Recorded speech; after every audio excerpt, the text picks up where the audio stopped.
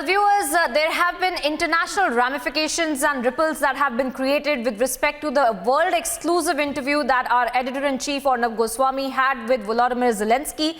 And joining us right now is a very special guest on the broadcast. It is Alexandra Matvichik, the United Nations Committee member. In fact, she has been nominated to the United Nations Committee Against Torture and has made history as Ukraine's first female candidate to the UN treaty body as well. Alexandra, I want to thank you for joining us on the broadcast here, and I want to straight away ask you the question. We have seen several countries that have come up after yesterday's interview of Volodymyr Zelensky, who have now come out and said that they are ready to be security guarantors if there are in fact peace talks that continue between the two nations of Ukraine and Russia. Your first thoughts on that, and then we'll ask you some more questions about it. All negotiation which Russia now provided with Ukraine is unfortunately only imitation of negotiation. The real plan of Russia and Russian political leadership is occupy the whole country and impose the authoritarian model of governing here. And not only Ukraine is a target of this plan. They officially told that Ukraine is the only intermediate stage. So if we will not be able to stop Putin in Ukraine, he will go further, and it will be the only matter of time which next country will become a target.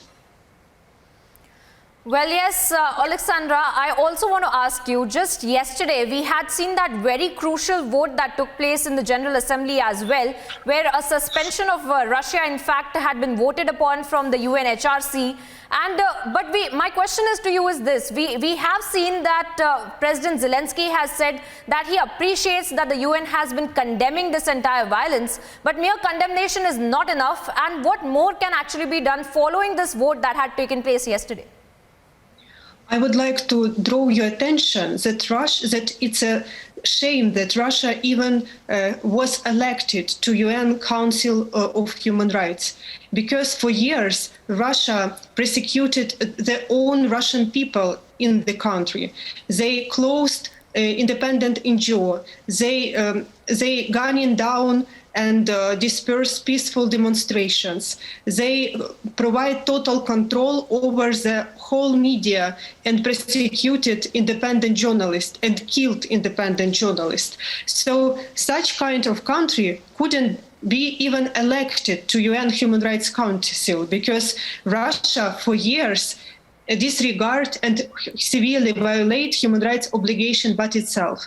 But now, when Russia started to conduct the massive atrocities in Ukrainian territory, it was the only right position to exclude Russia from UN Human Rights Council.